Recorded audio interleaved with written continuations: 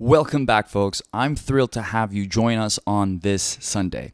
Today, we're peering into the world of resilience, determination, and triumph with our guest, Jonny Tello. All the way from Ontario, Canada, Jonny isn't your average fighter. He's a seasoned warrior who recently stepped out of the ring after a bare-knuckle brawl in Pattaya, Thailand. I'm very lucky to have had some time to chat with him right after this fight, and let me tell you, I've never seen this many people get knocked out cold right before my eyes. But Jonny's journey goes beyond the punches thrown and the victories claimed. From his early days fraught with schoolyard scuffles to navigating through the dangerous streets of Canada, Jonny has faced challenges that most of us can only imagine. Yet, it's his remarkable resilience and unwavering spirit that truly set him apart. In our conversation, Jonny shares invaluable insights drawn from his diverse experiences, ranging from bartending to restaurant management, and even grappling with the darker sides of life. His story isn't just about fighting opponents in the ring, it's about confronting the demons within and emerging stronger on the other side. From moments of epiphany on psychedelic journeys to overcoming battles with addiction, Jonny's journey is one of redemption, growth, and relentless pursuit of self-improvement. And as we delve into his tales of triumphs and tribulations, one thing becomes abundantly clear. Jonny, or as he's known in the ring, El Toro, embodies the essence of authenticity and depth. Join us as we set out on a profound journey with Jonny, where every punch thrown carries a story and every scar tells a tale. If you're new around here, I'm your host Fatih, and you are listening to Heads and Tails.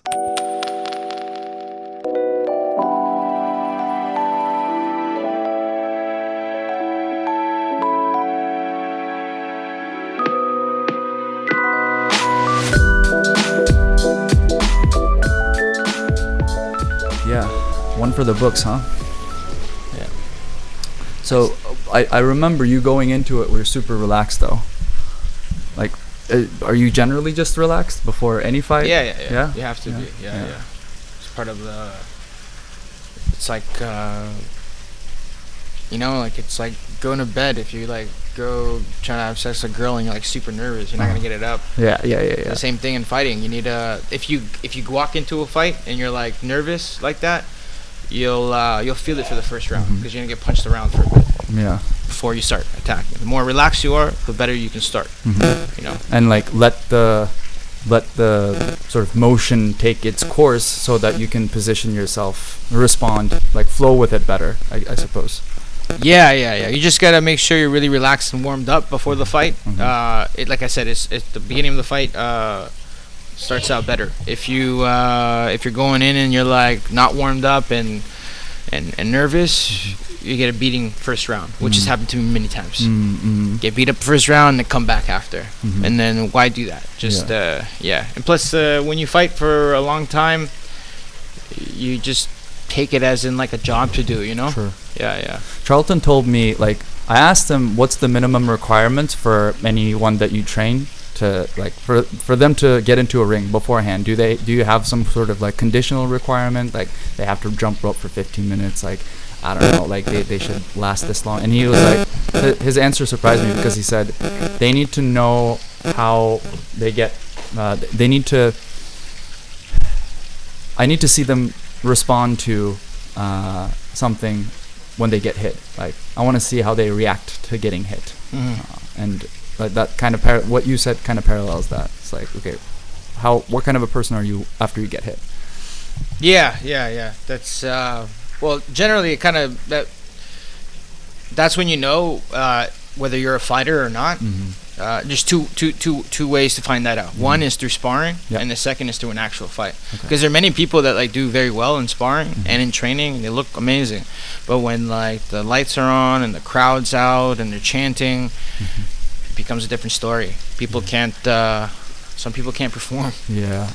It's like a psychological game at that point. Yeah, definitely, 100%. Fighting is like 90% psychological, and then 10% pain. Yeah. I think that's why 10% thing. And like maybe 90% being able to take pain in front of everybody else and not let it get to you. Yeah, I guess everyone's different. I can only tell you from my perspective, Sure. and I can tell you from watching others that not everyone's the same. But for me, I'm too much of a man, and too much like I just care too much if people watch me get knocked out. I'm like, no way, no way. Since I was a kid, I didn't really have many things going for me in a lot of ways, but being tough was always my best attribute. Even when I started fighting, I wasn't that good, but I could take a punch. That was my superpower. Wow. All right. Now I don't want to take punches. Yeah. But it was like, okay, it's the Rocky speech where it's like, it doesn't matter how hard you get hit, you know, like how hard you can get hit and like keep going. Pretty much. Yeah. Unless you're like tall and lengthy, and then you have, much more advantage. Me, when I fight guys that are taller than me, I have to take a hit sometimes to like get in, Is it such a disadvantage to fight with someone who's taller than you? It's always. It's like, is it a disadvantage to fight someone that's faster than you or stronger than you? Obviously. If they're taller than you, you have. Which one's worse? Taller, faster, or stronger? I would say faster is the worst. Faster, yeah. Faster is like you have to really work on slowing them down. Depends. But I would say if I'm gonna fight somebody that's either fast, strong, or tall, if a guy's really, really fast, it's yeah. But then again, power also, right? But a lot of times when guys have a lot of power, if they have speed and power, then it's like a double whammy. Then it's you just gotta some Lord Scylla type of shit. Yeah. Cool. Tell me how you felt at knockdown, like when you knocked your opponent down in the last fight. When I knocked him down? Yeah. Oh, I was so happy. I was like, yes, finally. Like, stay the fuck down. Don't get up. Yeah. Yeah, man, it was fucking... When I got knocked down, I was like, it was a pretty tough fight. And I think it was also because I only had like a short amount of time to get ready for it. But when the fight started going, I could have fought more strategically, but I know somebody before me was saying that like, they only want you to go forward, they don't want you to go back, and I was like, fuck them. Who are they to tell me how to fight? I'll fight my own way. But when I got in there and we started going, and then Chapman in the corner was like, that was great, it's a good fight. I'm like, okay, this is what they want. Then I was like, and I can see.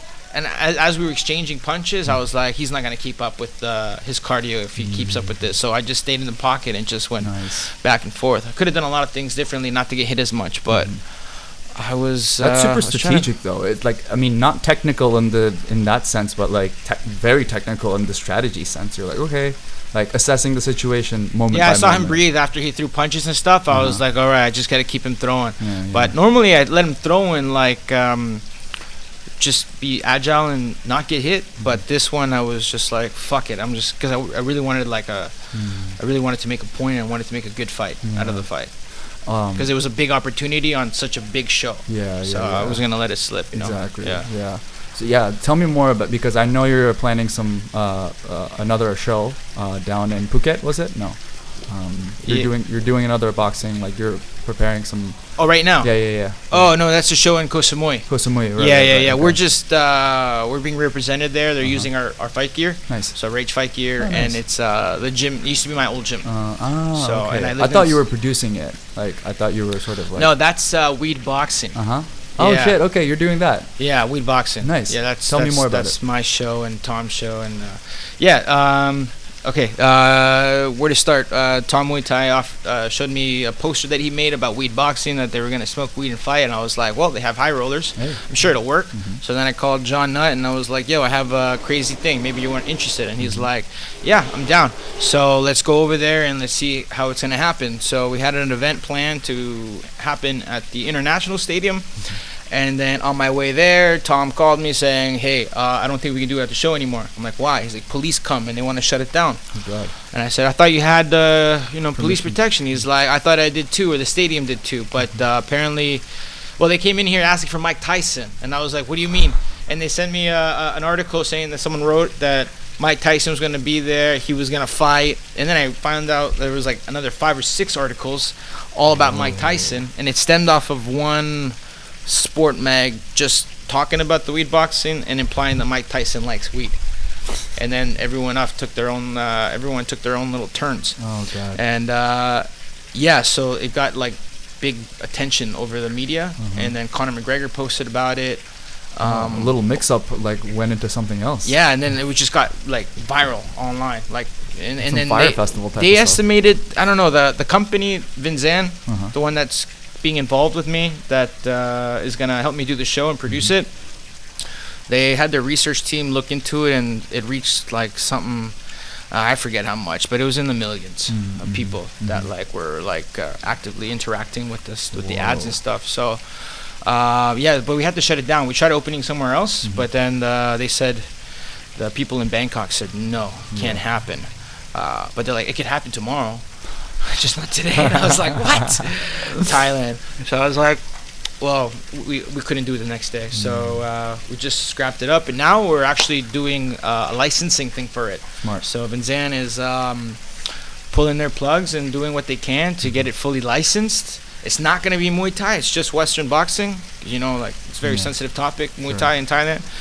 We don't want to touch that. And yeah, I'm not going to fight in it. I know my face was on the poster, but I was actually not going to smoke weed on the show. I was just going to be the main event because they asked me to, even though I was producing it in a sense. They always want me to fight, so I said sure at that time. Now I'm like, no. How do you, like, when you're in the ring, you mentioned like, okay, this is the type of fight they want, like, I'm talking about the bare knuckle.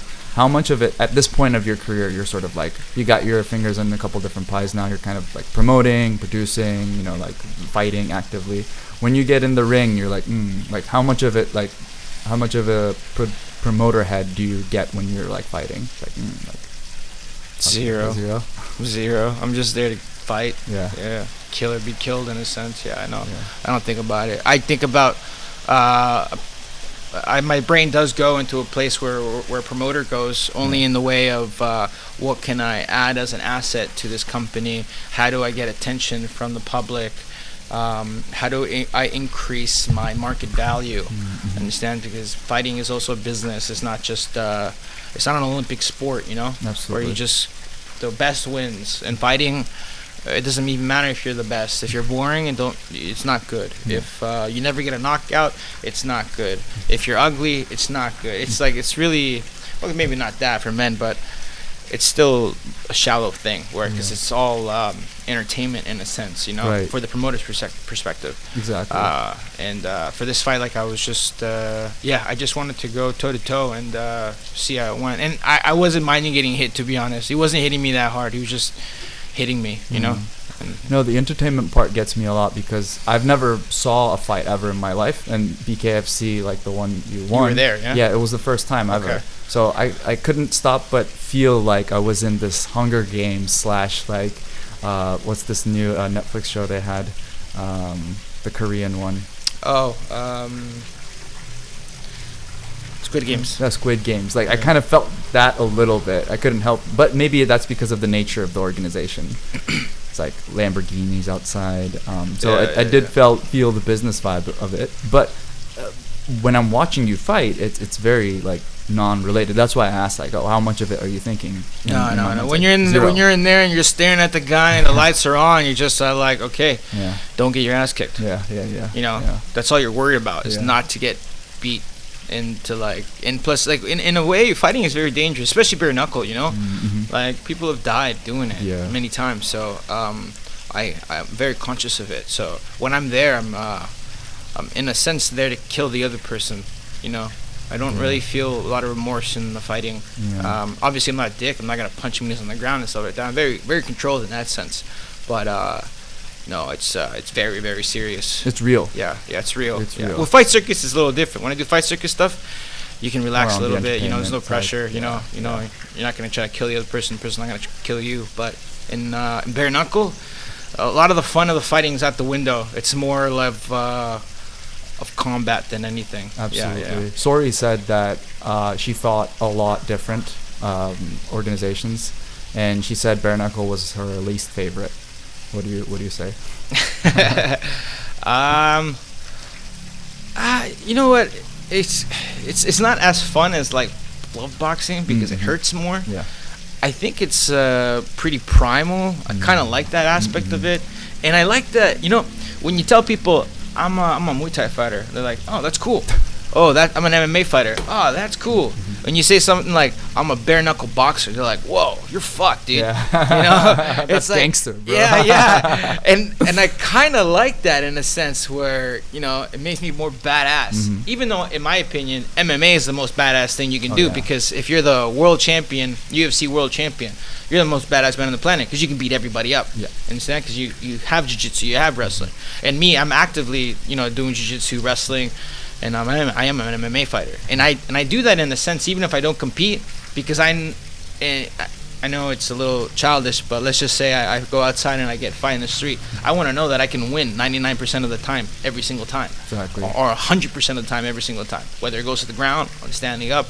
And I come from a very rugged background where like fighting for your life or fighting on the streets was like pretty normal. So to me, I always have that in a sense, you know, like a dog that grows up around other dogs. When you give him a tree, he's gonna take the tree and go behind the house to eat it because, well, he has experience on it, right? Someone's gonna steal it. So hey, that's modern wisdom, man.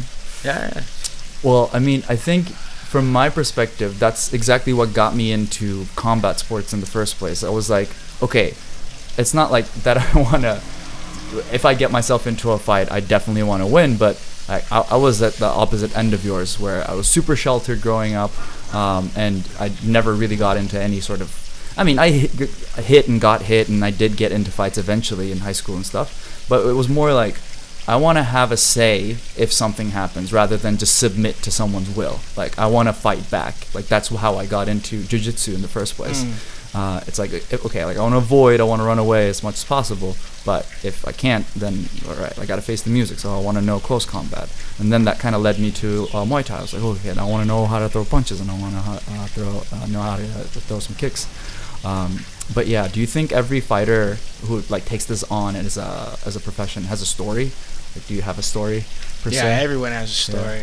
Yeah. Even if you're not even talking about fighting, everyone has a story. Yeah. You know, it's what makes them who they are. Yeah. So did you get into it like recreationally, or like you said, you were kind of like raised up in a? So it started. I used to get into a lot of fights as a kid, like since kindergarten. Oh shit. Kindergarten, okay. 1, 2, 3. Every year, I was always fighting all the time.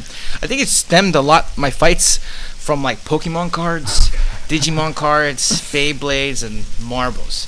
Because where I was from, people would rob you all the time. I've been robbed so many times. Yeah. So, you know, I don't want to fucking lose my holographic 5-star war turtle. Like, fuck you, dude. Yeah. I'm not giving it to you. Yeah, no. So I fight. And there was times where I literally got jumped as like a 7-year-old. Holy by crap. A bunch of fucking 12-year-olds. Yeah. Shit. And I just go home and cry. I wouldn't even tell my parents. It was just kind of like how it was. And, but I was also like a chubby kid too, so a lot of people made fun of me. And my dad was very toxic, masculine. He's like the opposite now. You know, he's like, why are you doing this, Hijo? Please stop getting punched in the face. Tables turn, bridges burn, go to baby. Church. Back then he was like, hey, you want to watch this? We'd watch Van Damme, Rocky, all these like violent movies and stuff, and like, oh, if someone disrespects you, you gotta punch him in the face. I'm wait, like, okay, Dad. Not that much. Not bare knuckle. I think I took his words a little too, and I always tell him too, and he's like, oh, why are you doing it? I'm like, Dad, you know, like I repeat his quotes that he tells me. He's like, but I didn't mean it that way. It was the opposite. So I think he did mean it that way at that time, but when people get older, their heart softens, you know. Of course. I know mine's will too. Everyone does. Or you become more of an asshole. It goes either two ways. You become a nicer person, or you become more of a, you know, the Gran Torino. You know, what's that? His name again? The actor, the guy from the cowboy movies, Good, the Bad, and the Ugly. Clint Eastwood. Clint Eastwood. Yeah. Yeah. You become like that, you know, which I've met many people like that. My the guy that owned my boxing gym, Peter, he passed away a few years ago, but he was like that, like a hardcore badass, you know. But like I was saying, I used to get into a lot of fights, and I got my ass kicked a lot, and then I got kicked out of school when I was in elementary school for some stupid shit. And then we left my city because it was getting kind of violent, and then we went to, and they wanted to get in a house, so we went to this place called Brampton, which is outside of Toronto, which ended up now is like the most like dangerous city in all of Ontario, which is it's ironic how we move from a dangerous part and then we go to another part that just becomes twice as dangerous as the other part. But yeah, I was getting in fights there too, and I got suspended a few times, and then I came home with a black eye, and then my mom had to talk to me and my dad too, and then a week later I got into another fight and I got my ass kicked again, and I had a big other black eye. And my dad was like, okay, well, if you're gonna get into fights, you at least gotta start winning your fights. So he took me to a boxing gym. And how old were you around that time? I think I was 11 or 10. So that was the formal training, almost like when you first started formally training. That's when I started training. Yeah, the moment I got into the gym, it was just for me. It was a way to let out aggression, and I started winning my fights after that. There you go. Yeah. Outside of the ring, you know. Yeah, go on. Yeah, no, because when I started fighting in the ring, I was losing. I was getting my ass kicked, but then eventually I got good, you know? Yeah. Now, I was listening to Arnold Schwarzenegger. He had a conversation with Rick Rubin recently, and he was talking about how bodybuilding wasn't a thing around the 60s, but like he kind of made it like this thing. He was like, oh, I want to make it a thing, you know? Like I want this, you know, Austrian farmer boy to, you know, go into the gym, and they maybe you remember this commercial. It's like they made commercials for gyms, and it was like this one guy, like a scrawny guy, like in the beach, like some big dude kind of takes his girlfriend away, and he's like sad, and like another guy comes and says, hey, you can go to the gym, and he just works out, you know, like just in 30 days you get some results, and then you fight the guy, get the girl back, and that was funny. Kind of the thing. So do you I want to ask you a question about training. So how much of a training would put you maybe at the 10%? Let's say a random street fight, okay? There's like non-equipped people, you know, somewhat equipped people, and like professionals. Obviously you don't stand a chance if the person you happen to pick a fight with is a professional. But how much of a training would you think the average Joe would have to go through to, you know, be in the 10%? You know, I think nowadays more people know how to fight than back in the day. Oh, okay. Especially since I know in Canada, for sure, everyone's done something. Like kind of like Thailand, everyone's done Muay Thai. Canada, everyone's done either BJJ or kickboxing or boxing. There's a lot of fighters. But I would, if you just go once a day, you know, for like 5 days a week, or even 3 days a week for like a couple years, you're good. You can hold yourself. You can hold your own. Yeah. Maybe not beat a professional fighter, but you can, you know, not get your ass kicked. That's the important part. Exactly. It's not even about winning the fight. It's about not getting killed and not being embarrassed. Yeah. That's what I'm talking about. Yeah. So like a couple of years, fairly regularly, you know, 3 to 5 times a week. Yeah. How to do it. Yeah. You do something like 3-5 years, you're solid. Yeah. How much of it do you think like people like George St. Pierre is like super respected in Canada? How do you see it sort of increase in popularity fighting in the, you know, maybe the past 20 years? He blew up fighting in or MMA in Canada. Right. Like people don't really watch boxing, for example, in Canada. It's well, now it's picking up in the local scene a lot over the past few years, but MMA is the number one thing for sure in Canada. Really? Not hockey? Oh yeah, hockey obviously. Yeah, hockey. But hockey, even now, less people watch hockey. More people like basketball. More people like UFC now. You know, it's not as big as it used to be hockey. And also, Canada is very multicultural, and most people are immigrants there. Sure. So yeah, just cricket is a big thing where I'm from. Cricket Ontario. And what's it called? Baraji or something like that. Is it like another tennis kind of? Dabadi. It's like India. Cause I come from Brampton, and Brampton is like they call it Browntown, and it's like the highest visible minorities in one city. Oh, nice. In Canada, Super at least diverse. that's what. Yeah. So it's all brown, black, Spanish, mainly Punjabi. You know. So it's like New Jersey Filipino. then. Yeah. So I guess I've never been to New Jersey, but melting pot stuff, like kind of like New York, but New Jersey's like even more like wide racially, you know, like there's a lot of like I'll give me an example. My girlfriend, she went to a public school and elementary school. I went to a Catholic school, so it's more whites, you know, or non-brown. And but she her kid photos, you know, when her classes, she was like, it was like all brown and black kids, and then just like her and maybe one other white person. Nice. So it's pretty extreme. Yeah. That's how I got initiated in New York, Queens. I had beef with this a black kid, Malik, in like elementary school, the kindergarten I went to. He used to kick me in the back of my heels in class. And one day I just like slammed the door shut, knowing his like finger was on the door, and then I got punked by his brothers, like big brothers. That was the first black punch I had. Yeah, it sounds like my stories. Yeah. But I bounced back really quick, and like the principal was really nice to like save me after like a few punches. So I was like really grateful. Okay, good. And I was like, okay, like that's what it feels like to get hurt. Like this is what happens. Okay, I want to ask some rapid fire questions about fighting, and then maybe we can talk about some more root stuff. Sure. So, in a few sentences, what inspired you to become a professional boxer?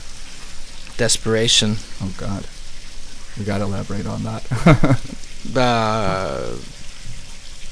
Yeah, life was rough, so I had to find another avenue out. And one guy that I knew, Steve Rose, he fought Triple G, Golovkin.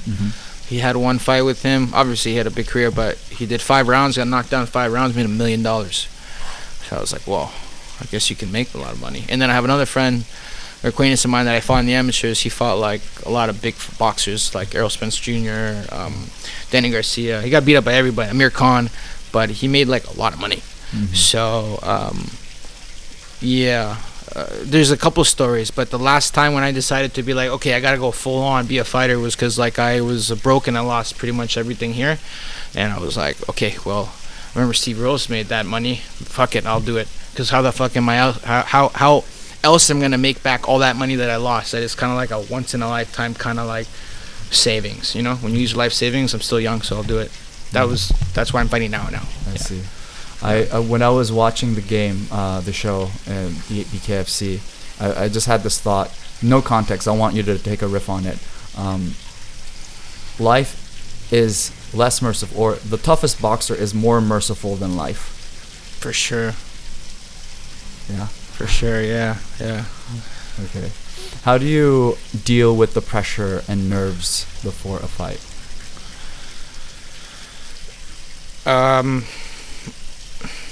Music. That's a good one, man. Yeah, music for sure. Gets you in the zone.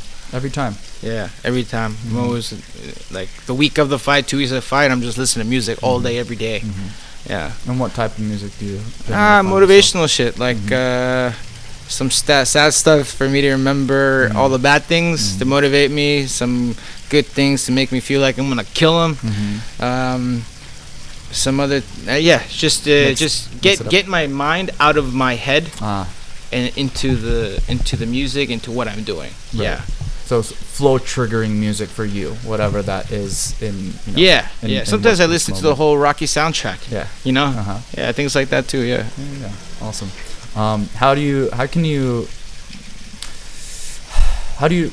describe your most memorable fight?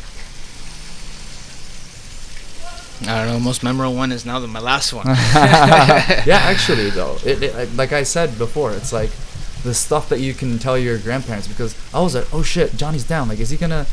And like the second round, you just get up and like keep at it, you know, like stay in the pocket. I said in the corner, I was like, I'm just gonna keep punching until I can't anymore, because I'm not gonna go to the decision. Because there's no way I'm gonna win a fight. Even though I was landing way more than he was with a knockdown, and he's Thai. Yeah. You know, and I'm not. So that's just, even if that's not true, it's always in the mind, because that's just how, prejudice against judging. Exactly. It happens everywhere. Exactly. You know? Even in Canada or the States, you know. There's always someone in the bag, man. Yeah, exactly. And, I just had to, like, I'm like, okay, because if I lose this fight, I'm, like, done. Yeah. So, like, no way. Yeah. It's like, I knew I was going to knock him out. I knew. Like, I had no doubt. Yeah.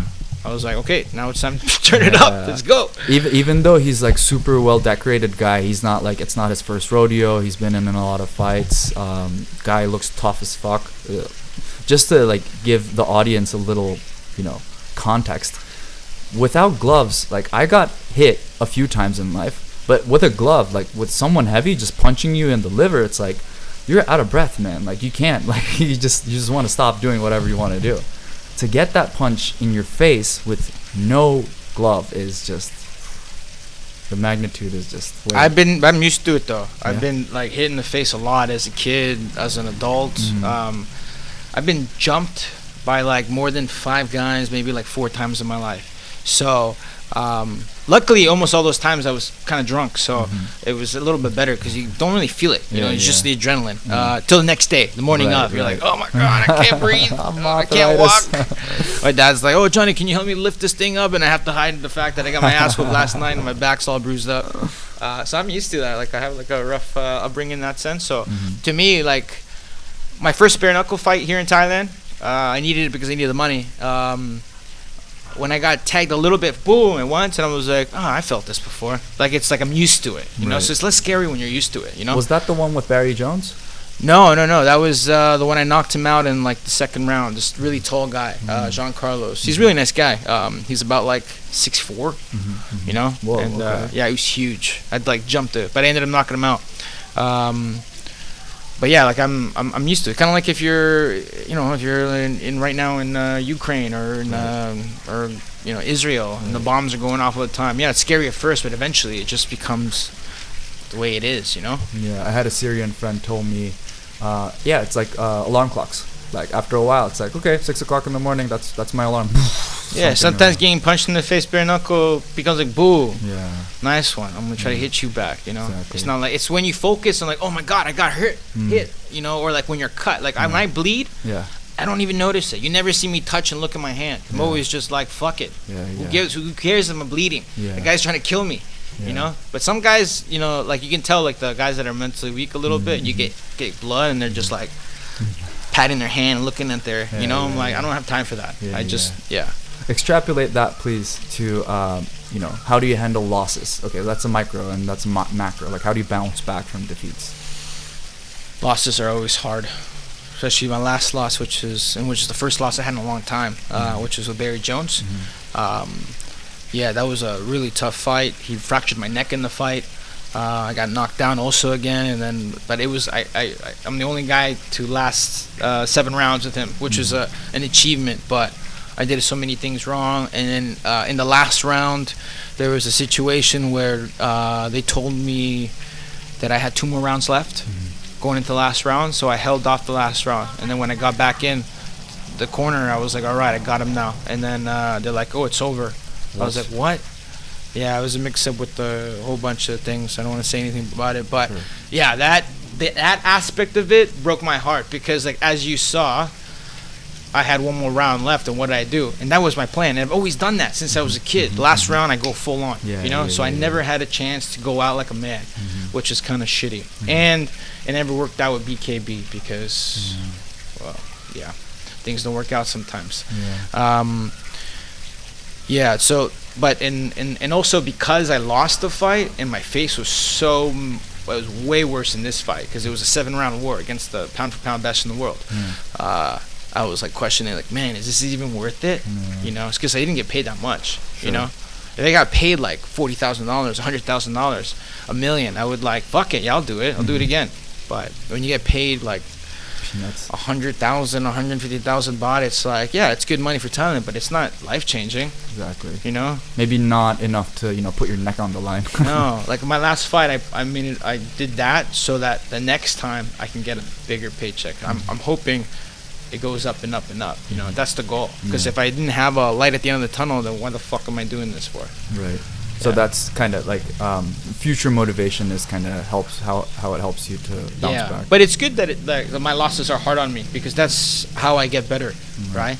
Yeah. Exactly. My jiu-jitsu teacher always said there's never losing. Like you always learn. Like if you're open to it, like in the moment and like in a general sense in the fight between the fights, if you're open to it, there's always learning. Yeah, the moment you give up mentally that's when you lost. Yeah. So tell me more about your Ecuadorian Honduras. Like, where are you from exactly? My dad is from Ecuador, and my mom's from Honduras. Oh, sweet. Yeah. So you visit both places? No, I've been to one place each once, and when I was young, like one when I was in the 2nd grade, and the second when I went to Ecuador, I was in the 5th grade, and then never again.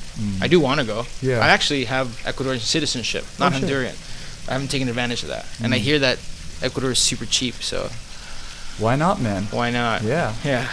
Eventually, we'll see. I was either going to Argentina with my friend or come to this part of the world. I'm so glad I came to this part of the world because I get to speak like cool cats like you. But yeah, that part of the world seems to be like really cool. Yeah. It's definitely the Latino culture is definitely great. Yeah. You know, they do rob you more. Well, That's about, I mean, that's the downside. yeah. You can't leave your phone laying around. They'll take it. Hey. Here in Thailand, they're like, "Mister, you left your phone." I'm like, "Kapung kap." They're like, "Fuck, I've lost everything here." I've even had people on Facebook contact me and give me my shit back. Damn. Okay. It's so great. It's like living in a small town. Crazy. Yeah. Over But, there, it's like, well, what on one side it's balance, right? It's like it's a continent where a man can still be a man, but at the same time, you know, you gotta deal with the consequences of that. Yeah, you gotta be that much more of a man. Yeah, exactly. Yeah. So, what winds blew you to this part of the world from Canada? A lot of my life is a long story, not a short story. So it started, I was fighting underground MMA in Canada, and I was building a name for myself. I had one loss after like 3 fights, and then I was gonna fight another big fight. When was your first fight, by the way? I know at 11 you started training, and when was the first fight you had? I think I was 12. 12? Oh, okay. Yeah, I think it was 12. Or no, 11, no, 13. 13, okay, cool. Yeah, 13, yeah. Going into grade 9, and then in grade 9. Yeah. And then you started doing underground in when Canada. I was like 26, Okay. 25. Okay. I'm 32 now. Okay. Yeah. But in between that, you constantly are I was fighting practicing. amateurs until 2012 was my last one. And then there's some on the records. For some reason, there's like fights that I never even had on. I don't even know why my name's on there. As on what's it called again? Sure Dog or I think it was Sure Dog or the other one, whatever. But back then there was no online stuff, so they had a book. You have a little book. I have them, and my dog ate it. So like, but like I still have the pieces, and I still have the 2 books with me. So it has all the like to give a signature, puzzles your together. weight, and all that stuff since I was a kid.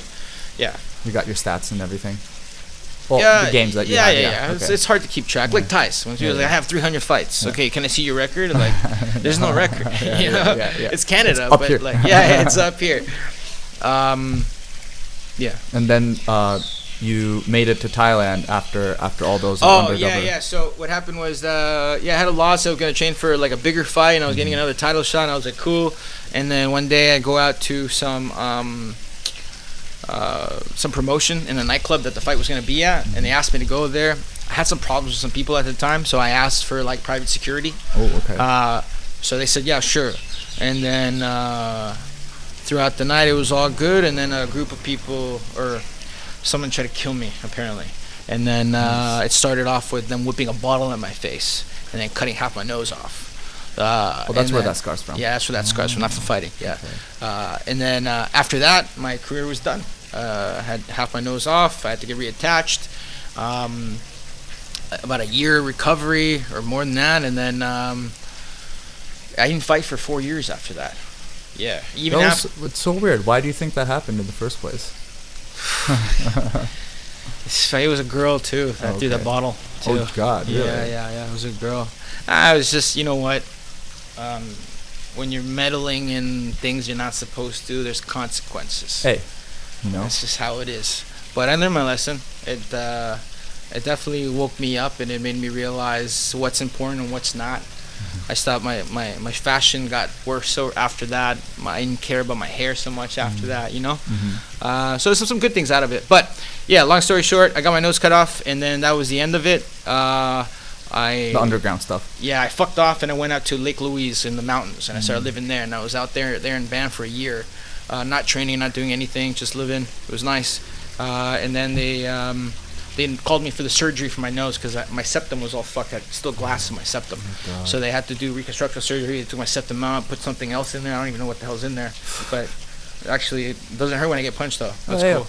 Yeah, and it's really strong because the bone was broken and we put it together. So it's stronger than I had before. And before, I couldn't really breathe properly because I had a deviated septum from getting punched. Now, it's good. So you got the airflow. Yeah. Forceful airflow fits. And then when I got my surgery, they said I could never fight again. So I got real depressed, and I got alopecia. Went bald for a year. I got Bell's palsy for months, for 4 months, where I couldn't move half my face. It was just going And then I went through serious depression, and then I started getting myself out of it little by little. And then one day I was like still in that kind of life that involved me getting my nose cut off, you know, because I had to make money and I was doing my thing. And then one day I did mushrooms.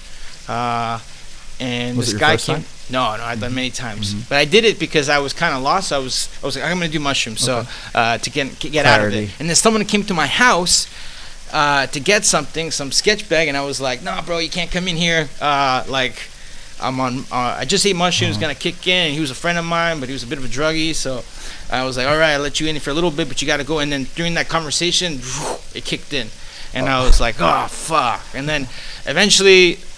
Yeah, I was like, get the fuck out of my house, Sam. Like, seriously, get the fuck out, bro. You're tripping me the fuck out. So he got out, and then when he left, I was just like, what am I doing with my life? It's like, this is really like where I'm at now, and I'm just like dealing with these people and these low lives, even though I love Sam, but it was like I was just surrounded by like just toxic people. It's kind of like, you know, movie 8 Mile. Yeah. Kind of like Eminem is just with those kind of friends. It's just how it was with me too.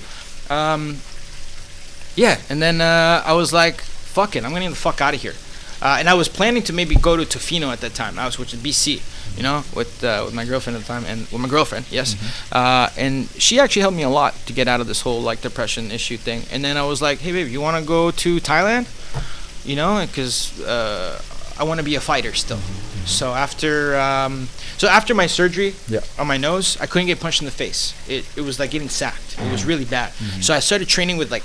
And I was addicted to sparring, so I started sparring, and 3 months later with like hockey helmets to kind of like protect my nose.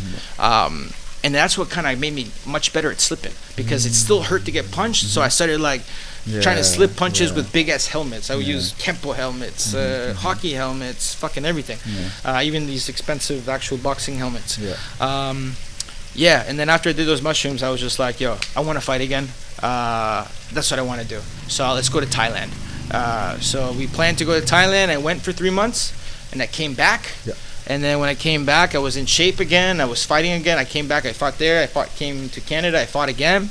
And then that night, I went out to party, and I ended up getting jumped again. I got bottled in my head, and I fought like 7 guys, and some punched for some girl, and some guy tried to run me over with his car. And holy shit. And then after that, I woke up with my head stuck to my pillow, with all blood, and I was like, fuck. My parents like, what's wrong with you? I was like, I don't even remember what happened. And then what, are you like a belligerent drunk? Like when no. I just you seem like a very like amazing drunk. Like I would love to like get drunk with you. Like and like yeah, exactly. But if you just punch me in the face randomly, right, I'm gonna lose my shit. Yeah, you know, especially but if randomly. I'm drunk. Yeah, it was. It was kind of random. Yeah, people came to my bar, and then they're like, I was like, nah, you gotta keep me here, whatever. And then this girlfriend punched me in the face, apparently, and apparently I smacked her back. I don't remember. And then it just all hell ensued, and then it became good old Brampton, B-Town. And after that, I was just like, I gotta get the fuck out of here, man. Like shit's like not cool. Yeah, you know. So I was like, all right, we're going back to Thailand. So save up as much money as we can in this next 8 months, and let's get the fuck out of here. And I made some pretty good money at that time. So I came here pretty loaded. I was like ready to go. I was like gonna let go of everything. I was gonna stay out here for maybe a year, then go travel to Thailand. 3 months in, COVID happened. When was that? Oh, right, 2019. Yeah, but when I came here it was January 2020, like the time where January 2020. Gotcha. 3 months in, COVID happened. Shit. Yeah, so I had 3 Muay Thai fights here, and then COVID happened, and then there was no fights and nothing, so I just moped around for like a year and made some bad investments and lost a lot of money. And then all that money that I saved up, I lost. So I was like, shit, now what? So I was like, I remember Steve Rose. I was like, okay, I'll start fighting again. Started Googling it, and looking on Facebook, and then Full Metal Dojo, which is Fight Circus, my friends now. They were doing this bare knuckle show called Bare Knuckle Kingdom. And then my friend at the time that used to fight with me underground MMA was living here and was working with them. So I commented like, I'll fight, and then he said, I vouch for Jonny Tello. We go way back. And then he talked to them, and he got me on the show. And then since then, everything is, it's been good. Snowballed since then. Yeah, it sounds good. I mean, it's like these monumental moments of when you realize, okay, you make a decision, right? It's like you just reminded me of like you're the average of the 5 people around you. Okay, like I don't like the 5 people around me. I want to change that. You go somewhere else, go back, confirm that belief that okay, this is not where I want to be, because shit doesn't leave me. Like it kind of always follows me. And then start anew here, learn a bit more from investing and all that. It seems like this nice little story arc that you go through. Yeah, you know, and I like being out here. Like, I'll be honest with you, most of my best friends are dead. Almost all of them, except for the ones that I used to hang out with. One's in prison, and the other one he's happily at home with his baby moms, I think, still, and his kid. And then everyone else, they're all back there. But the ones, my boys that we had a thing together, yeah, they're all gone now. So, live hard, die free. Yeah, so that also affected a lot of things too, and motivates me to keep going and fighting since, like, at least I'm alive, you know. Yeah. So yeah. It's the struggle, man. It's okay. It's life. People die. People don't. You know, it's whatever. Yeah, it's hard. I was more sad when my dogs died. Yeah. Oh man. So tell me more about death. I like talking about death. A lot of people are like scared of death. I welcome it. I think it gives life meaning. But I don't know, from a perspective who's lost some friends, I'd like to hear your thoughts on that. It just is what it is. Death is part of life. People come, people go. I have some of my best friends now are actually like active soldiers, like mercenaries and stuff like that. So I get along with them because we grew up differently, but at the same time, same in a way when it comes to like people dying and, you know. And the worst, I find the worst thing is when you die for nothing. When you die for something stupid. That is like, you know, just tragic, you know. Or when everything's, I have friends that like were like exceptional class citizens that did everything right. Went to school, got top grades, got a banking job at a firm, and then gets cancer and dies. I was like, what the fuck? What is there rules to this game, or is it just fucking, you know? Because I try to look at life as in like I'm trying to observe as much as I can and kind of pick up the patterns and learn the rules of it, because I feel that there are rules to like physics, and obviously they are, but like whether it's just philosophy or quantum physics, you know, but there's rules to it, and I'm picking it up a little here, because I try really hard to think about it. But things like that throw me off, where it's like, you know, what? So, for me, for example, like, obviously I don't want to die, not now, but sometimes life has gone so hard that I'm like, a girl's like, oh, what if you die? I'm like, well, if you die, it's less burden. Yeah. It's like, I don't have to worry or stress out about anything. It just is what it is, you know? Sometimes I view it as like life, like, you know, if you just close your eyes and went to sleep forever, it's not so bad. But then again, you say that until you have a gun pointed at your head, and you're like, I don't want to die. Okay, let's, you know. Your subconscious is kind of like holding your breath, you know. If you try to hold your breath, you can't pass out. Yeah. You know, you'll eventually start breathing again. Your brain won't let you do it. Yeah. Understand? So it's the same thing as that. Yeah. I think observation, you're onto something there. What they see is the thing that is being observed, and the observer is the same thing. So that's kind of one fundamental truth that I've seen. Yeah. So you're watching someone box, like you are that person who box, like you're the embodiment of what you observe, actually. And that's a way I actually excelled in fighting. It started off, who did I do it first? I think De La Hoya was Tito Trinidad, the boxer, was the first guy. I watched him versus Vargas, and I was like, wow, this crazy fight. And I was like, man, he really hits that right hand like really good, you know?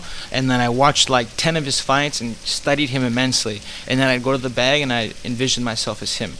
And I would eventually mimic his style. And then I did the same thing with a whole bunch of others, which maybe is something I should do now, which is like I did the same thing with Mayweather, with Pacquiao, with Sugar Ray Leonard, with Ali, and I can, you know, like a person that mimics somebody's personality, I can mimic someone's fighting style, and that adds into my fighting style now, because then I know how to do these things. I'm learning from the best. So yeah, observation is helps a lot. It also depends on the way you learn. Everyone's different, right? Some people can only read and learn. Some people have to do all senses to learn, or use all of them.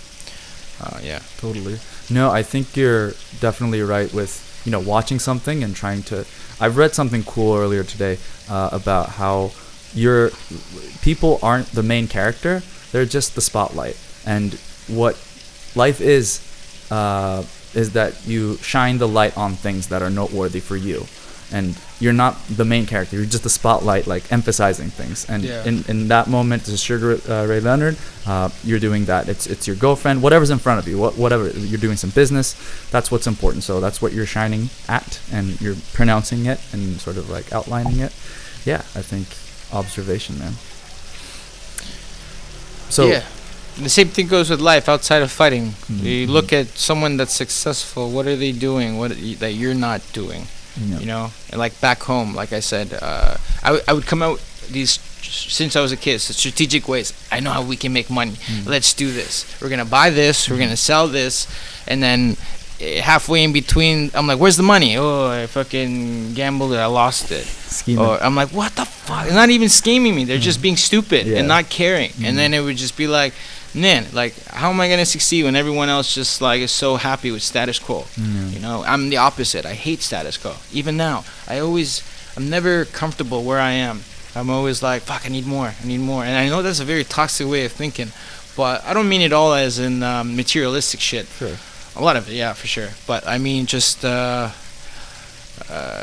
don't like not being able to do something because I can't do it. Right. I want to be able to do it. Yeah, freedom. Freedom. This is why I live in Thailand, and I don't like living in first world countries anymore. There's just too much rules. You got to stop at the stoplight 100% before you go, or you get a ticket if a cop's there. Here, it's a little bit insanity, It's a little bit like next level, like not following the rules. But I don't know. To me, that small amounts of freedom goes a long way. It does. I spoke with a lady who runs a cool Airbnb in Koh Lanta. She had a story about this. I'm sure you have too. She told me that Mai Pen Rai, which roughly translates to no worries in Thai, sums up like the Thai lifestyle. If you're relaxed and you go with the flow, things generally work out. But if you're stressed out and worried, people kind of pick up on it, and then it'll be harder for, things will require more effort than it needs to be. So I feel like in the Western world, there's a lot of that happening. Whereas over here, it's different. Yeah, I think there's everything's a balance. If you're too sabai, which is the other terminology they use, it's not good. Yeah. And if you're too much on the opposite side, you're gonna get Bell's palsy or a heart attack or a stroke or your cholesterol will go up. It's just even your body has ways of reacting to high stress, to trying to wake you up and say, "Yo, chill the fuck out." I think it's a good. If you have a combination of both, it's the best thing. Because sometimes being super stressed out in a situation, I've been in some situations where I'm like, "How the fuck am I gonna get out of this?" And I'm just like in my own head for like a week, and I'm just constantly thinking, and eventually something pops and I'm like, I have an idea. But if I wasn't so stressed out and thinking about it so hardcore, how would I have ever done that? That's why sometimes I do mushrooms, because instead of thinking for a week, I just sit there for 5 hours and I'll come to some kind of conclusion. If I stay focused. It's hard to like not branch out when you're on shrooms. Yeah, but I've literally done mushrooms and it's changed my life many times. Changed the direction I was going in life. I was going left, now I'm going right.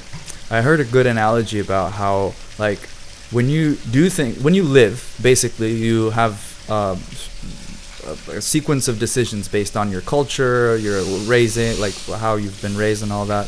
So it's like the snow has some grooves on it because you keep taking the same road over and over again. But when you take some psychedelics, some LSD, mushrooms, DMT, there's kind of like the snow, and it gives you an opportunity to make a fresh new decision.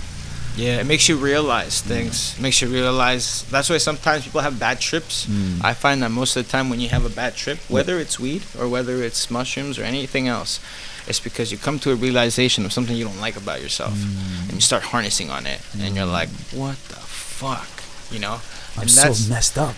yeah, it's happened to me a few times, and after that, I'm just like, I can't even live life anymore because now I realize something I didn't realize before. Like at least live life normally. So, but you're conscious of that, the fact that you're messed up. So I think that makes you better than most people who are messed up that don't care. Everyone's messed up. Yeah, exactly.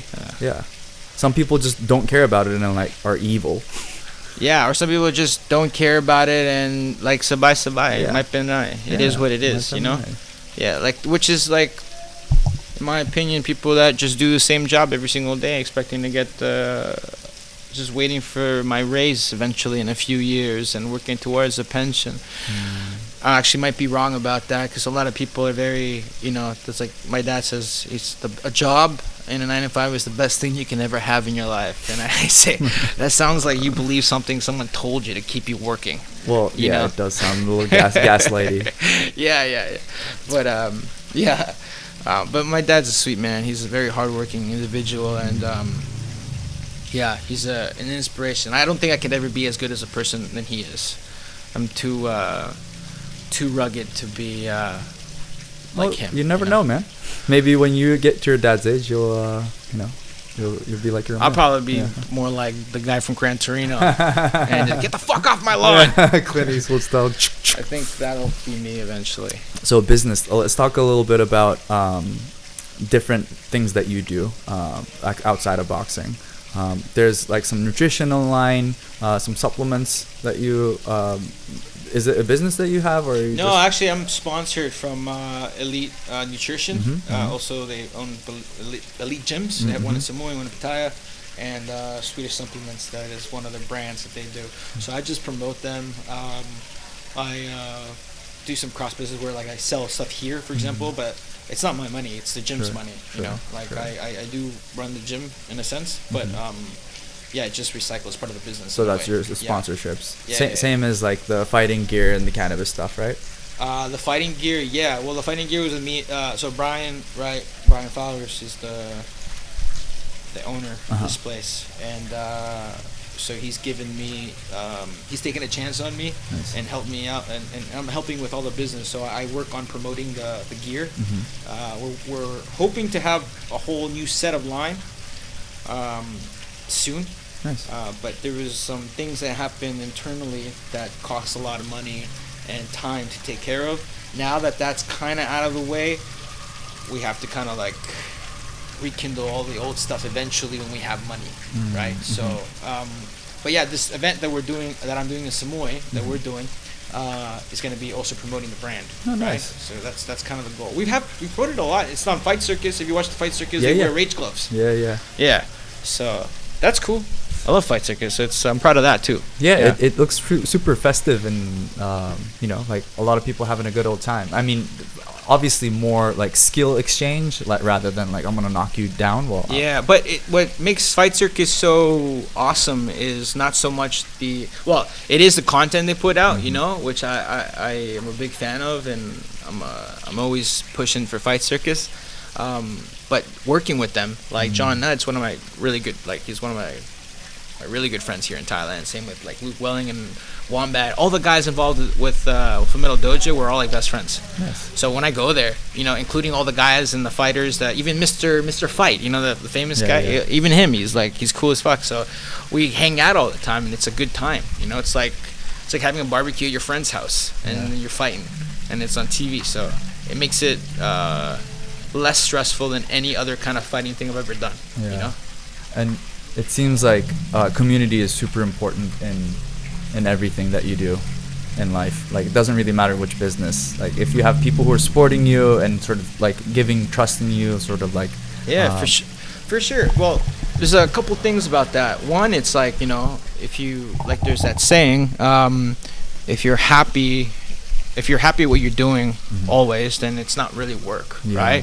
So if you're working with people that you enjoy working with, it makes it much more fun. I've worked in places where I don't like anybody, or where people don't like me, and it's just like you're always on edge, and you're like stressing out and getting paranoid. It's fucking retarded. Why would I want to do that? So I try to, even if we have like hiccups or problems, we have to work together in a sense, you know, in anything. And also, like, one of the most important things I think that you need to do as somebody, especially somebody that doesn't come from a wealthy background, or, you know, you start from a lower pillar of life, you need to network. Networking is the number one way you can become successful when you have nothing, and that is by meeting others and showing others what you're about, and other people taking you on, giving you chances and working with them. That's how I got. I don't think I'm very high up now, but that's where I got it, where I am today. If I didn't network and I just went to the fights, in my fight, go eat in my hotel room and didn't do nothing, I wouldn't have achieved anything. Yeah. You know, it's not what you know, it's who you know.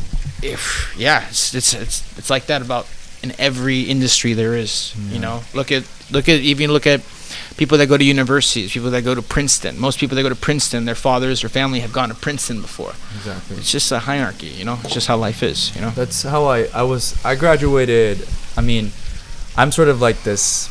It's the same pillar. Family is super sort of. Yeah, go become an engineer, like a doctor or whatever, you know. And I'm like, okay, like maybe I should become a doctor. And I tried. I got into engineering school, dropped out the second year because it's not my thing. Yeah. Then I was like, okay, like I kind of have to study. Like it seems like in the family, I'm kind of like the first generation. So I was like, okay, what do I like? I like reading books, so I'm gonna go get a literature degree. And as I was finishing, I was like, now I need to go do some MBA.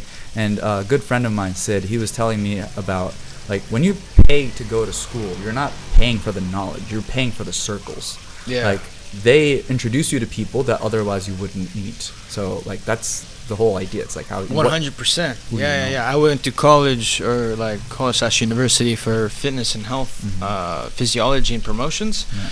And through there, they were even telling you networking is everything. You can never stop looking for clients, and you can never stop looking for connections. You gotta go. I also used to be a car salesman for a year, and it was all just networking, you know. So I learned that from a young age, and I realized also when I stopped, things went sour eventually because either your clients left or there's no one around, and you're like, shit, I didn't do all the work to like prevent this from happening. Now I got to start from scratch when I have no money, which makes everything way more difficult, which makes it impossible eventually, and then you just quit it and go get a job.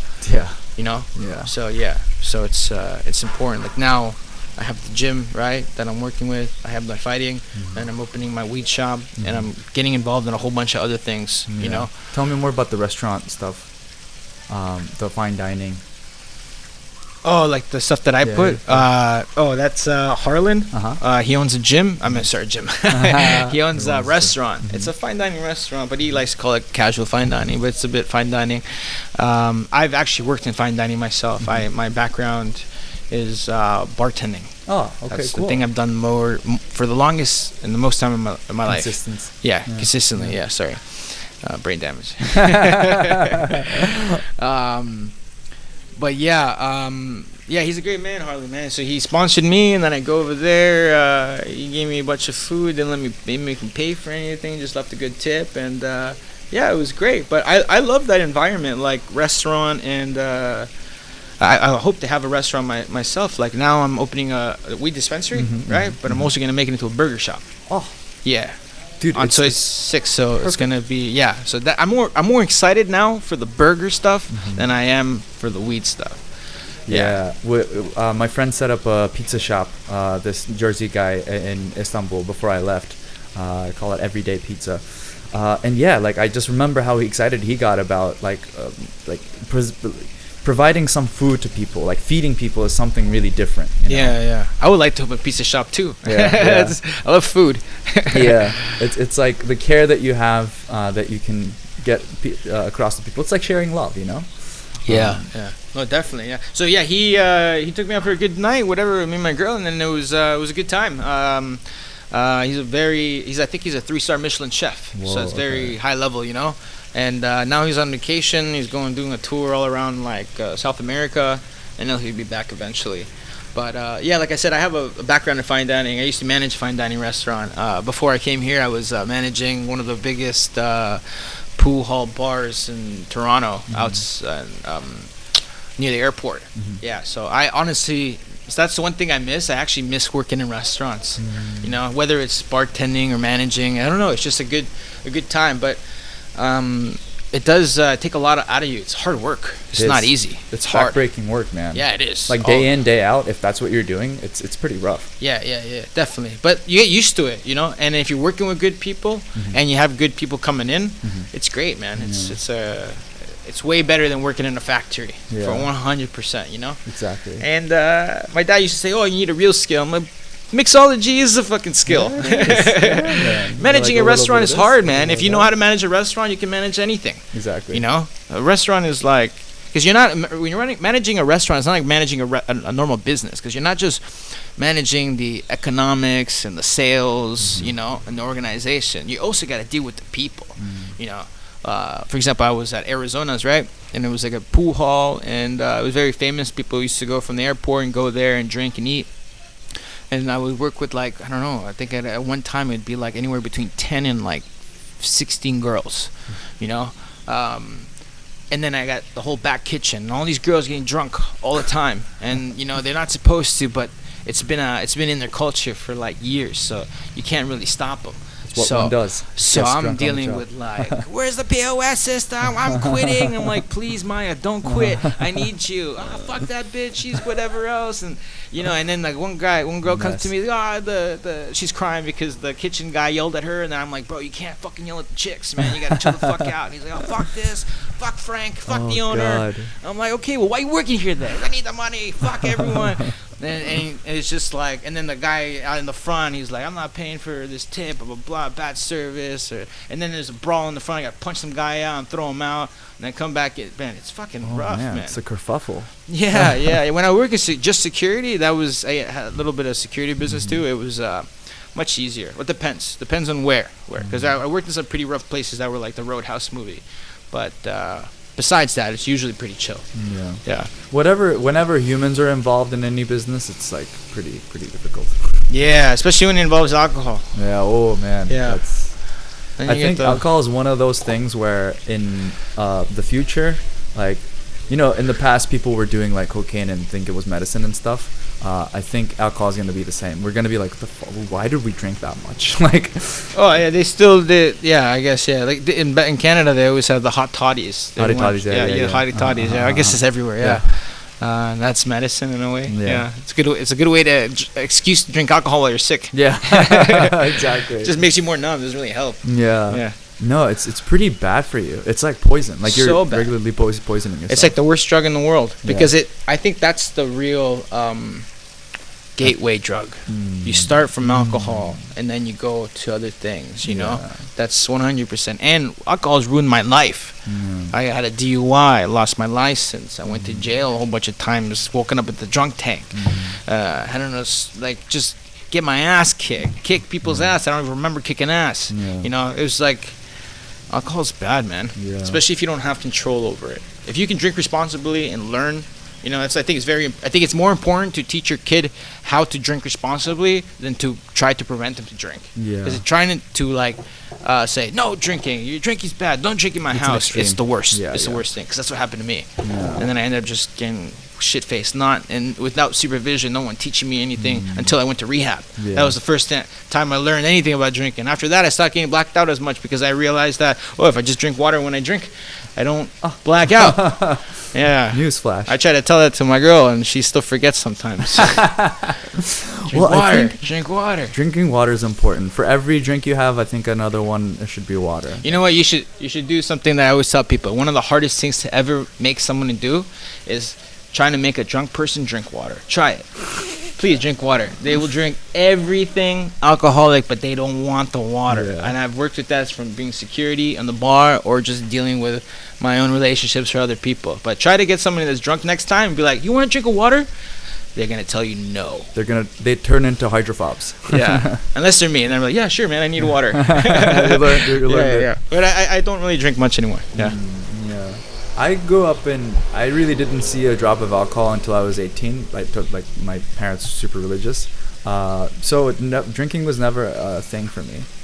More like just fell for the green stuff, man. I was an alcoholic since I turned 16. I started drinking with the homies and hanging out in the corner and like, you know, like movies, playing dice and getting into fights with other groups or getting robbed or robbing others. That's when I was really young, you know, and then I'll be drinking oldies or Colt 45s of anything 45s. And smoking blunts. Oh god. Do you know this game Edward 40 hands? When you tape your hands, with the oldies. Apparently now I said in Canada they're discontinuing oldies. Oh no. Yeah. Weird. Man, it's like I don't know, it's such a stark difference between weed and alcohol, because I feel like alcohol just makes you impaired and like not able to discern well. You can't choose well. And weed is on the other end. It's like it makes you hyper aware of like every little thought and emotion and reaction.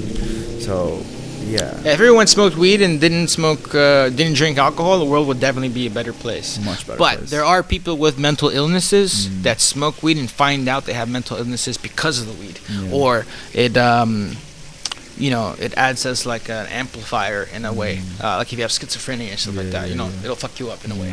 But that's not like, it's not saying that weed gives you that. Exactly. At least that's from the studies that I've read. So it depends. Some people just can't smoke. And there's also like that theory or study that says that people have, THC receptors and some don't.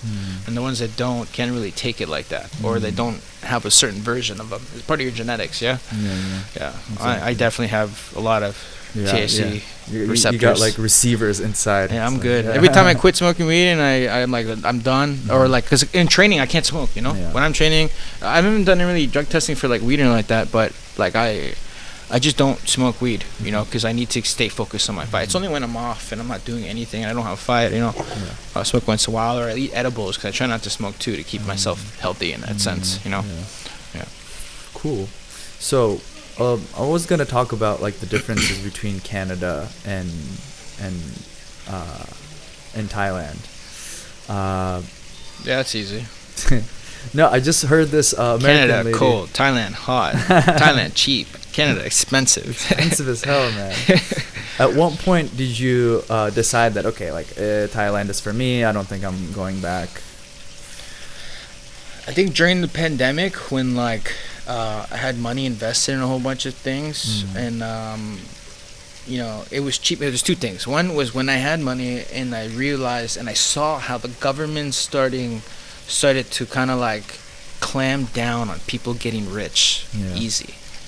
And then when they started doing that physically, like preventing cryptos to like expand and or just really trying to take control, that all these people are getting rich and they're like, no, we can't have this. I was like, what the fuck? It's like, why?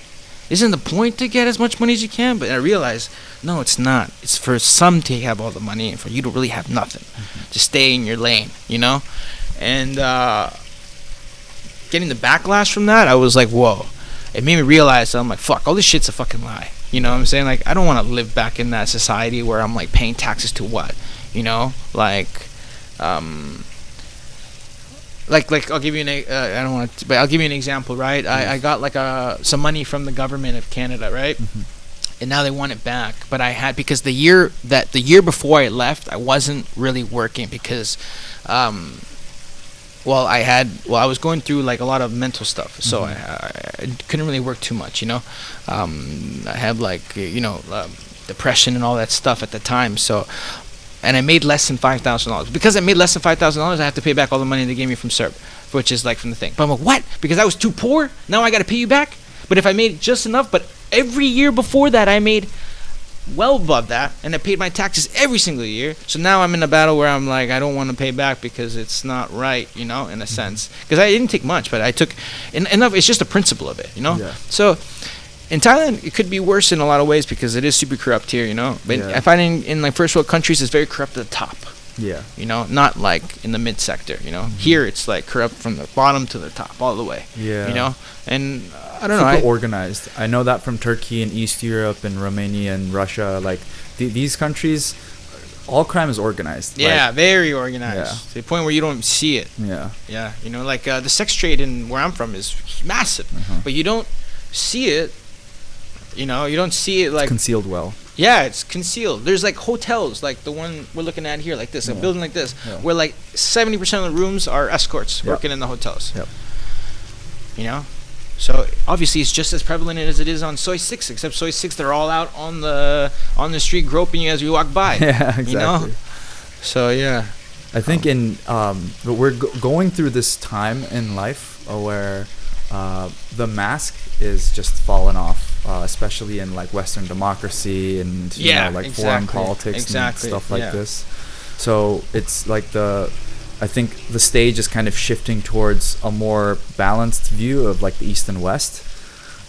more people are like, hey, wait a minute, like that's democracy. Yeah. Like, what? COVID woke a lot of people up. I don't think the world's flat, and I don't think Michelle Obama's a man.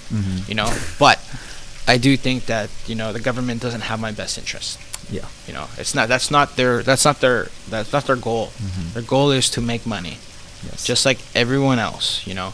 And when you give too much power to somebody, they never want to let it go. Kind of same goes with like when they had the trucker rally in Canada, right? When all the truckers clamped down that they wanted to like lift the restrictions, and then they froze everyone's bank accounts, and any entity that was sending money to the truckers got their bank accounts frozen, and just very undemocratic stuff, you know. And it just shows. And then even now they have like they censored the news on online, like Facebook and Instagram. So now you can't even, because Facebook is against it, so you can't even get news on Facebook and Instagram anymore in Canada. At least I haven't been there in a little bit, so that's what they tell me, or what I hear on the news. But yeah, and then when I didn't have much money here, I realized that, man, you can still live here with like little bits. In Canada, when you don't have money, man, it's very hard because you need so much money just to even pay rent. Yeah. It's like $1,000, $2,000. Now it's like, on average, I think it's like, where I'm from, like anywhere between $1,500 to $2,500, you know. And if you still only get paid $15 an hour, you know how much you have to work just to make minimum wage. I mean, to make minimum wage just to get paid rent. And then what are you gonna do? Eat? How much is food now? Everything's gone up through the roof. Why the fuck would I want to go back?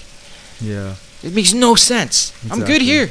Yeah. I'm good here. A lot of people realizing that. I told you, I saw this like American lady, and she was talking about how, you know, raising a kid in this part of the world is in every sense better because there's no active shooter drills. There's like better healthcare options, better food. Yeah. I don't know. Yeah, for sure. I'm Canadian, so we don't really have that kind of. We have lockdown practices, but not like active shooter stuff. There's not that many guns in Canada. There are a lot, but you don't see school shootings. Yeah. Like, and if there is, it's just one guy shooting some guy he has beef with. Yeah. It's not like going in there and trying to massacre as many people as you can. Yeah. I don't know what it is about the culture in the States, man, but it's fascinating, man. It's really weird. I kind of feel like it's a failed experiment. Fuck yeah. It's failed a long time ago. Since what's the one in Michigan? The first big one. The shooting? Yeah, school in Michigan, where those two kids came in and shot everyone up, killed everybody. I don't remember, but there's so many of them, man. Yeah, the first, it was like 2001 or something like that. Shit. A big, massive one. It's Columbine. Columbine, okay. Columbine, yeah. Oh, Columbine, yeah. Yeah. Yeah, I don't know what's about the culture there either. But it's because they know what's wrong, but they don't do anything about it. Because in America, it's like money trumps everything. It does. You know? Like, for example, look at Japan. Now, Japan is, I think they just banned a whole bunch of cereals. You know, they can make money if they sell those cereals, but they care for their people's health more. They have a little bit in America, more but also, I think my other theory is that it's free healthcare in Japan, right? Same with Canada. Yeah. So they care more about your health because they got to pay for it. In America, you pay for your own healthcare. So, fuck you do whatever you want. You know? So it's on capitalists to give you health care. Yeah. You gotta take care of yourself, you know. I don't want to infringe on your freedoms to choose your own health care, so I'm not giving you any. Oh man, it's like this. But you do get Medicare and stuff like that too, right? But it's very minimum, like surgeries. And even in places where there is Expensive, healthcare, like in Turkey, there's like you get insurance and you kind of pay a little bit for your cheap healthcare, but like your ERs are just, I mean, like you could be dying and like you just still have to wait. Like the priority is like they don't really push up the priority. Like free healthcare is a joke in some parts of the world. Yeah.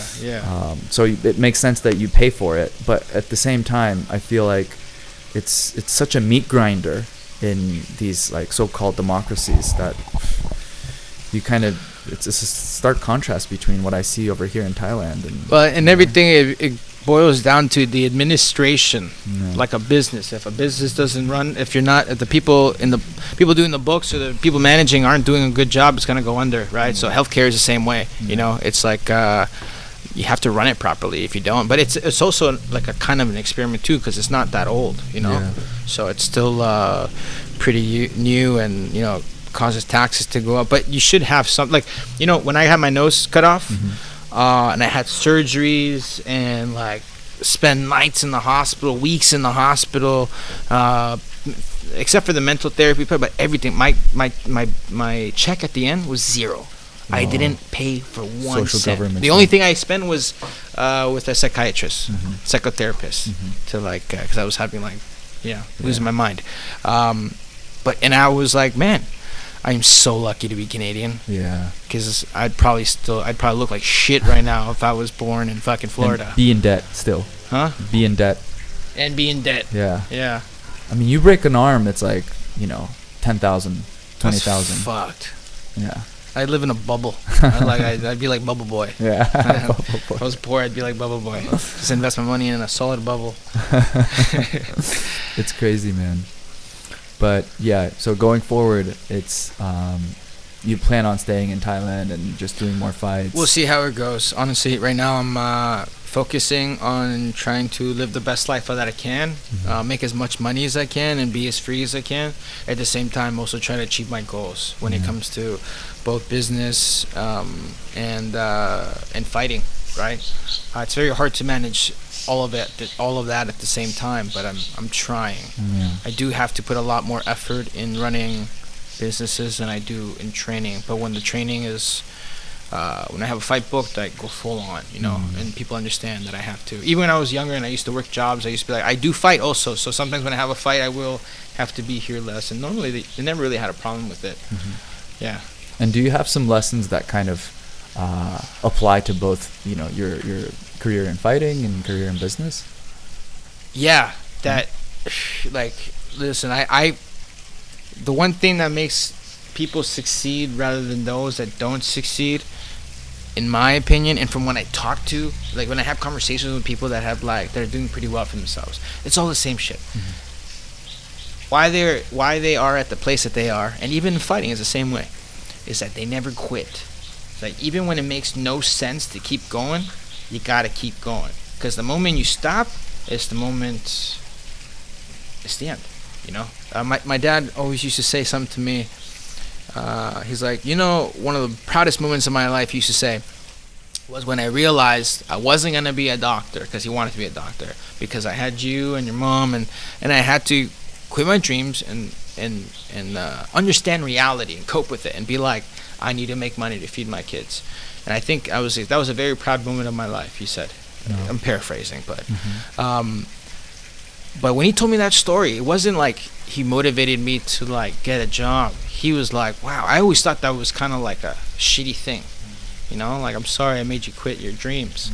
So I don't want to be like that. I want to keep pushing as much as I can. And there was times where I was like, fuck, I'm fucked. I was like, there's no, like, what am I going to do now?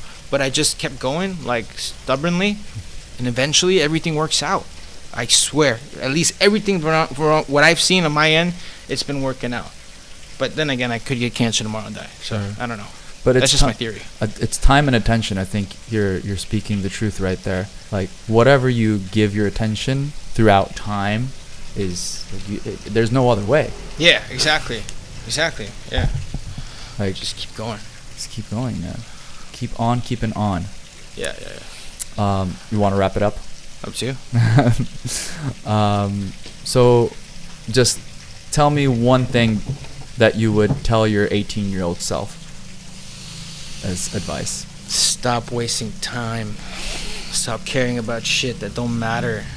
Do what you need to do now before you're doing it in your 30s, early 30s, where like you're more tired, old, and slower. Yeah, that's what I'm doing now.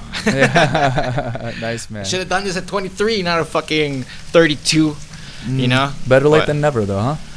Yeah, I guess. I mean, there's a cool phrase about how the best time to plant a tree was 19 years ago, and the second best time is right now. Yeah, fair enough. Yeah, that's what I would say. Stay off the booze. Stop drinking. Stop drinking. Stay off the booze. Keep things out your nose. Hey. Preach, brother. Thank you so much for doing this. I really appreciate your time. Appreciate it, yeah. It was fun, yeah. Yeah. All right. So where can people find us? You. My Instagram is @JonnyTello, and I think my Facebook is the same. Awesome. Yeah, and obviously on the Rage Fight Academy pages. Nice. And do you have any, any parting thoughts? Anyone who's like aspiring fighter or aspiring business person, they want to come to Thailand or something like that? Any messages you want to put out there? No matter how hard it gets, just don't quit. Just keep going. Yeah. And go to where things are easier. Don't just keep struggling because you think it's the best thing to do. Absolutely. Yeah. You're not a tree. You can move. Yeah, you're not a tree. Move. Yeah. I find a lot of people, when they leave their country, it becomes better, especially right now. So I would say if you're in a place where you're not doing so well and everything's so expensive, get the fuck out of there. Go to Vietnam. Go to fucking Thailand. Go to Ecuador, Colombia. Go somewhere. There's the world's big. You'll find somewhere that suits you better. Yeah. Arbitrage. Yeah. Love it. Thank you so much, man.